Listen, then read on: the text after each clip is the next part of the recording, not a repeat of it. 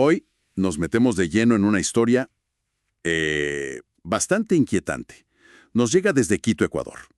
Gira en torno a una cripta antigua, olvidada, en la capilla de San Francisco de Paula. Un lugar que estuvo sellado casi un siglo. Exacto, y del que los vecinos decían escuchar cosas, lamentos. Le llamaban el susurro de los muertos. Precisamente. Y bueno, para analizar esto tenemos como base un guión narrativo, ¿no? Que reconstruye el caso. Basado en archivos de la iglesia, testimonios. Exacto. Documentos eclesiásticos, testimonios que vinieron después. La idea es desglosar los eventos clave, ver qué pasó y qué preguntas quedan todavía abiertas sobre esta cripta. Perfecto, vamos a ello entonces. La historia arranca en 1923. Estaban haciendo reparaciones en la capilla, que es del siglo XVIII, por un sismo. Y ahí los obreros pues descubren una entrada. Una entrada subterránea que estaba tapiada. Oculta. Sí, y los registros de la iglesia dicen que la habían sellado en 1854, por orden directa de la Madre Superiora. Pero sin explicar por qué. Ese es el punto clave, ¿no? El misterio inicial. Y lo más curioso es que en 1923 el arzobispado ordena volver a sellarla.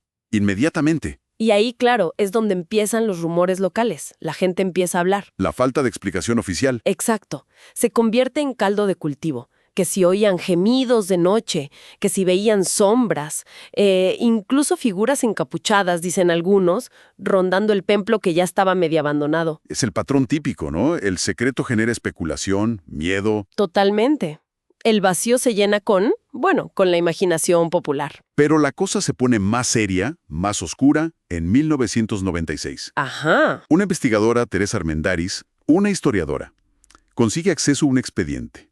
Uno que estaba clasificado. El famoso Ex Vita Cripta 1854. Que sería algo así como desde la cripta viva, ¿no? El nombre ya... Uf, sí, es muy, muy sugerente. Y lo que contiene ese expediente, es perturbador. ¿Qué decía? Detalla fenómenos que las propias monjas empezaron a reportar desde 1853. O sea, un año antes de que la sellaran. ¿Qué tipo de fenómenos? Pues hablaban de voces extrañas que se mezclaban con los cánticos religiosos, oían risas como de niños, pero siniestras, lamentos desgarradores. ¡Qué suerte! Y cosas más físicas, digamos. Velas que se apagaban solas, de golpe, y lo peor, el hallazgo de una monja. Muerta. Muerta, justo frente a la entrada de la cripta. Y la descripción es escalofriante, con los ojos completamente negros y las manos cubiertas de sangre. Dios mío, y a raíz de eso. Los archivos nunca hubo una respuesta oficial, o al menos no quedó registrada. Eso de contaminada y el silencio del Vaticano. Es muy significativo, ¿verdad? Sugiere que la Iglesia reconoció internamente algo muy grave, algo excepcional. ¿Algo que preferían contener, ocultar? Exacto, en lugar de investigar abiertamente. El secretismo se redobla. Y la historia se vuelve aún más extraña si cabe. En 2007, un equipo de documentalistas intenta investigar. ¿Filmar allí? ¿Y empiezan los problemas? Sí, al acercarse a la zona de la cripta, sus equipos, cámaras, grabadoras, empiezan a fallar. Interferencias raras, inexplicables. Ajá. Así que deciden hacer algo. Dejan una grabadora de audio encendida toda la noche, cerca de la cripta. Y lo que capta esa grabadora, es la pieza central de mucho de lo que vino después. ¿Qué se oye? No es ruido ambiental, no. Se escuchan claramente múltiples voces. Superpuestas. Voces hablando. Sí, pero fragmentos, trozos de rezos en latín, gritos como ahogados. Vuelven a oírse esas risas infantiles. Qué escalofriante. Y lo más impactante, una voz, muy clara, susurrando un nombre. Teresa. Teresa, el nombre de la historiadora, la que encontró el expediente. Exacto. La conexión es directa. ¿Y qué pasó con ella? Le mostraron la grabación, ¿no? Sí. Y la reacción fue tremenda. Según los testigos, se puso pálida, se desmayó al escucharla. Y pocos días después, desapareció. Desapareció sin más. Sin dejar rastro. Y para añadir más oscuridad, poco después, uno de los documentalistas, ¿Exacto? el del equipo, Sí, antes de quitarse la vida, escribe una entrada muy críptica en un blog. Decía, la cripta no está vacía, está viva. Qué terrible. Aquí el patrón se vuelve aterrador. Es que ya no son solo rumores antiguos, ¿entiendes?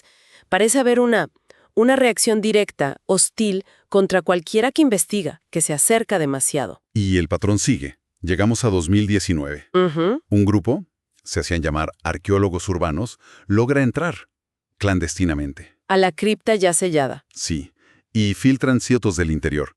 Las primeras imágenes que se tenían ¿Y qué se ven esas fotos? muestran 7 ataúdes, antiguos. Pero lo inquietante, A ver, están sellados, sí, pero tienen cruces invertidas talladas en las tapas. cruces invertidas. Uf, eso ya es un símbolo muy potente, asociado a lo sacrílego, a veces a lo demoníaco. Pero espera, hay más. Sí, En las fotos se ve que uno de los ataúdes está roto, roto.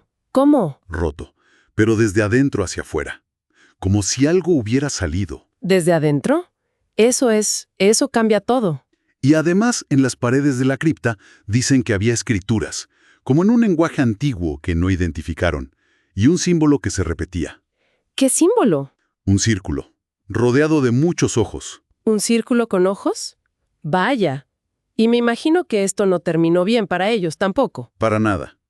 Poco después de filtrar esas fotos, 3 miembros de ese grupo mueren. 3. Sí, en circunstancias que la policía cataloga como accidentes extraños, pero muy violentos. Otra vez el patrón. Investigar o exponer. Y la muerte. Exacto. Las autoridades, claro, alertadas por todo esto, vuelven a sellar la cripta. Esta vez a conciencia. Concreto. Concreto, armado. Y pusieron cámaras de vigilancia. Un cierre total. Pero siempre hay un pero en estas historias, ¿no? Siempre. A pesar del concreto y las cámaras, los vecinos de la zona aseguran que los susurros volvieron.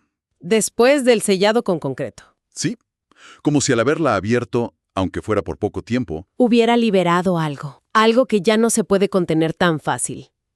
Fascinante y terrible. Entonces, resumiendo un poco, ¿qué tenemos? Una cripta que sellan en el siglo XIX por eventos terribles. Ujú. Un expediente secreto de la iglesia que habla de horrores. Voces, una mujer muerta. Una grabación de audio décadas después que parece llamar a una investigadora por su nombre. Y esa investigadora desaparece. Luego una exploración clandestina que revela símbolos súper inquietantes, cruces invertidas, un ataúd forzado desde adentro. Y más muertes inexplicables después. Es una cadena de eventos muy oscura. Sí, y la narrativa nos deja con preguntas. Preguntas muy perturbadoras, la verdad, sin respuestas claras. ¿Cómo? ¿Qué había o qué hay en esos ataúdes? Exacto. ¿O quién? ¿Y qué significan esas cruces invertidas, ese símbolo del círculo con ojos? ¿Es un culto? ¿Es algo más? ¿Se liberó realmente algo cuando la abrieron en 2019? ¿Alguna entidad? ¿Alguna fuerza? Y quizá la pregunta más inquietante de todas. ¿Por qué parece haber esta conexión tan directa y peligrosa con cualquiera que intenta averiguar el secreto? ¿Qué es lo que reacciona con tanta violencia? A día de hoy, la capilla de San Francisco de Paula sigue cerrada, clausurada, Prohibido el ingreso. totalmente. Y la versión oficial, claro, es negar cualquier fenómeno paranormal. No existe nada de eso. Pero los relatos de los vecinos... Esos persisten. Los susurros nocturnos. Y algunos dicen que se oyen más fuerte o más claros alrededor de las 3:17 de la madrugada. Las 3:17 a.m. La hora exacta en que, según los registros antiguos, terminaron de sellar la cripta por primera vez, allá en 1854. ¡Qué detalle! Esto nos deja pensando, ¿no? En estos lugares que quedan marcados por el secreto, por el miedo, durante tantísimo tiempo. ¿Qué energías pueden quedar ahí atrapadas? O qué ecos, ¿verdad? ¿Qué puede permanecer confinado en sitios así? Y sobre todo, ¿cuáles son las consecuencias reales, tangibles, cuando esas barreras, ya sean de ladrillo, de concreto o de silencio, se rompen? Es una reflexión sobre lo oculto. Sí, sobre lo que preferimos mantener enterrado. Y lo que pasa cuando eso se niega a quedarse quieto.